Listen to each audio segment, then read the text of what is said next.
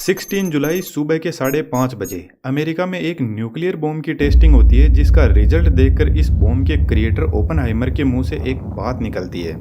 Now I am become death, the destroyer of worlds. और यह बात सच भी हो जाती है। इस बॉम्ब की टेस्टिंग के 20 दिन बाद 6 अगस्त 1945 को अमेरिका जापान के हिरोशिमा पर सुबह 8:15 बजे लिटिल बॉय बॉम्ब को गिरा देता है, जो लगभग 70,000 लोगों की इंस्टेंटली जान ले लेता है और इतने ही लोगों की जान अगले 2 महीने में और ले लेता है। और इसके बाद में हम चांद और मंगल पर लाइफ ढूंढ रहे हैं। ओपनहाइमर ने 2 बॉम्ब बनाए, फेटमैन और लिटिल बॉय। लिटिल बॉय में एज ए एक्सप्लोजिव यूरेनियम को काम में लिया गया और फेटमैन में प्लूटोनियम को। प्लूटोनियम और यूरेनियम दोनों ही रेडियो एक्टिव मटेरियल है, लेकिन यहाँ पर यूरेनियम के आइसोटोप्स U-35 को काम में लिया गया और प्लूटोनियम के आइसोटोप्स P-239 को, क्योंकि सिर्फ इन्हीं आइसोटोप के अंदर न्यूक्लियर फ्यूजन की प्रोसेस हो सकती है और इसमें न्यूट्रॉन्स की अवेलेबिलिटी भी ज्यादा होती है, जो अभी आपको थोड़ा आगे समझ में आ जाएगा। लेकिन आज की नई टेक्नोलॉजी में इंटरेस्टिंग बात है कि 1945 में लिटिल बॉय बॉम्ब में 64 kg एनरिच्ड यूरेनियम को काम में लिया गया, जो 15,000 टन TNT जितनी एनर्जी प्रोड्यूस करता है। लेकिन आज का 1 kg यूरेनियम 20,000 टन TNT जितनी एनर्जी प्रोड्यूस कर सकता है, जो 80 गुना ज्यादा पावरफुल है 1945 के बॉम्ब से। तो आज का न्यूक्लियर बॉम्ब साइज में भी छोटा है और पावर में भी बहुत ज्यादा है। एक्सप्लोजिव मटेरियल आज भी प्लूटोनियम और यूरेनियम ही है, लेकिन यह ज्यादा प्योर फॉर्म में है। यदि यूरेनियम की पावर को हम आसान भाषा में समझे तो थर्मल पावर प्लांट में कोयले से इलेक्ट्रिसिटी बनाई जाती है और न्यूक्लियर पावर प्लांट में यूरेनियम को यूज में लिया जाता है। तो वहाँ पर 1 kg यूरेनियम 27 लाख kg कोयले के बराबर होता है। यूरेनियम का एटॉमिक वेट ज्यादा होता है, तो इसको न्यूक्लियर फ्यूजन की प्रोसेस से छोटे एटम्स में तोड़ा जाता है और जब यह यूरेनियम ब्रेक डाउन होता है तो इससे बहुत ज्यादा एनर्जी निकलती है। जैसे अपन यहाँ पे समझते हैं यह कोई यूरेनियम का एटम है। अब यह एटम नॉर्मल कंडीशन के अंदर स्टेबल रहता है, लेकिन हमें तो इसको अनस्टेबल करना है ताकि अपनी एनर्जी को यह रिलीज कर सके। इसलिए हम एक न्यूट्रॉन इसमें ऐड कर देते हैं। जैसे ही हम इसमें न्यूट्रॉन ऐड करते हैं तो यह अनस्टेबल हो जाता है और यह 2 एटम के अंदर टूट जाता है। अब इस ब्रेकडाउन से 3 न्यूट्रॉन और जबरदस्त एनर्जी निकलती है। अब इस न्यूट्रॉन के पास में बहुत ज्यादा एनर्जी होती है और इसकी ट्रेवलिंग स्पीड भी इतनी ज्यादा होती है कि यह लाइट की स्पीड का 30% स्पीड से ट्रेवल करते हैं। तो यह तीनों न्यूट्रॉन आगे और न्यूट्रॉन के एटम से टकराते हैं और उनको तोड़ते हैं और फिर उनसे न्यूट्रॉन और एनर्जी निकलती है और फिर वह और आगे यूरेनियम के एटम को तोड़ते हैं। इस टाइप से एक लंबी अनकंट्रोल्ड चेन रिएक्शन चलती है जब तक पूरे यूरेनियम के एटम से एनर्जी ना निकल जाए। अब न्यूक्लियर बॉम्ब के अंदर यह प्रोसेस तो होती ही है, लेकिन इस प्रोसेस को कंडक्ट करवाने के लिए बॉम्ब की डिजाइन अलग हो सकती है। ओपनहाइमर के लिटिल बॉय बॉम्ब को एक्टिवेट करने की डिजाइन एक गन के मैकेनिज्म के जैसी थी, जिसको अभी हम आगे समझेंगे। बॉम्ब 10 फीट लॉन्ग और 28 इंच का डायमीटर था और इसका वेट 4,400 kg था। जिस एयरक्राफ्ट से इस बॉम्ब को गिराया जाने वाला था उसका नाम B-29, जो एक बॉम्बर एयरक्राफ्ट है। जब एयरक्राफ्ट 38,000 फीट की हाइट पर था तब एयरक्राफ्ट अपने डोर ओपन करता है और बॉम्ब को नीचे गिराता है।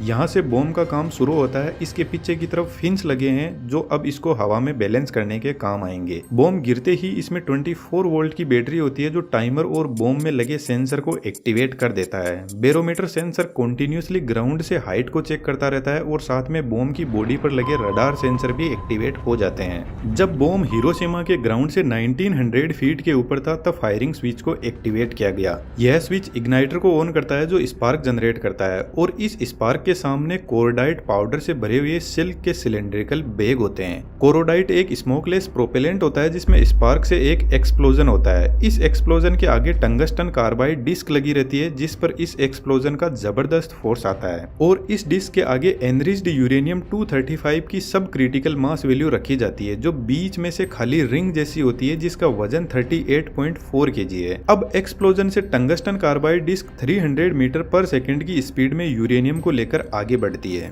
और फ्रंट साइड में एनरिच्ड यूरेनियम 235 को ही सिलेंड्रिकल फॉर्म में सुपर क्रिटिकल वैल्यू रखी जाती है जिसका वेट 25.6 kg है, जो एक्सप्लोजन के लिए तैयार बैठा है। यहाँ पर एनरिच्ड यूरेनियम की सुपर क्रिटिकल और सब क्रिटिकल मास वैल्यू को रखा जाता है जिससे क्रिटिकल मास को अचीव किया जाता है और क्रिटिकल मास वह वैल्यू है जिस पर यूरेनियम फिजनेबल बनता है, अदरवाइज न्यूक्लियर फिजन की प्रोसेस इसमें शुरू ही नहीं होगी। तो जैसे ही यूरेनियम की रिंग स्पीड में आकर इस सिलेंडर में फिट होती है तो पीछे की तरफ तरफ इनिशिएटर लगे रहते हैं जो न्यूट्रॉन्स को इंजेक्ट करना शुरू कर देंगे, जिससे न्यूक्लियर फिजन की प्रोसेस शुरू हो जाएगी। यहाँ पर जो गन बैरल है वह बहुत स्ट्रॉन्ग मेटल की बनी है, तो जब तक न्यूक्लियर फिजन की प्रोसेस कंप्लीट नहीं हो जाती तब तक यह मेटल यूरेनियम को होल्ड करके रखती है। और जैसे ही न्यूक्लियर फिजन की प्रोसेस कंप्लीट होती है तो इतनी ज्यादा एनर्जी निकलती है कि यह मेटल पिघल के ब्लास्ट हो जाती है, और यह ब्लास्ट इतना जबरदस्त होता है कि 1200 फीट डायमीटर की एक जबरदस्त फायरबॉल क्रिएट होती है जो ऊपर 6000 फीट तक जाती है। यह एक मशरूम जैसा चमकदार बादल होता है जिसका टेम्परेचर 6000 डिग्री सेंटीग्रेड होता है, जो सन के सरफेस टेम्परेचर के बराबर है। इस फायरबॉल ने पलक झपकते ही लगभग 40,000 लोगों की जान ले ली। इसके एरिया में जितने भी लोग थे वे एकदम गायब हो जाएंगे, उनकी हड्डियां भी नहीं बचेगी, भाप बन जाएगी। यह जो फायरबॉल है ये बहुत ज्यादा शॉक वेव क्रिएट करेगी और शॉक वेव चारों तरफ हर डायरेक्शन में ट्रेवल करेगी, साउंड की स्पीड से भी ज्यादा स्पीड में, जिससे जोरदार अर्थक्वेक भी आना शुरू हो जाएंगे। लिटिल बॉय बॉम्ब को सरफेस से कुछ ऊंचाई पर ब्लास्ट किया गया ताकि इसकी फायरबॉल ज्यादा एरिया को कवर कर सके।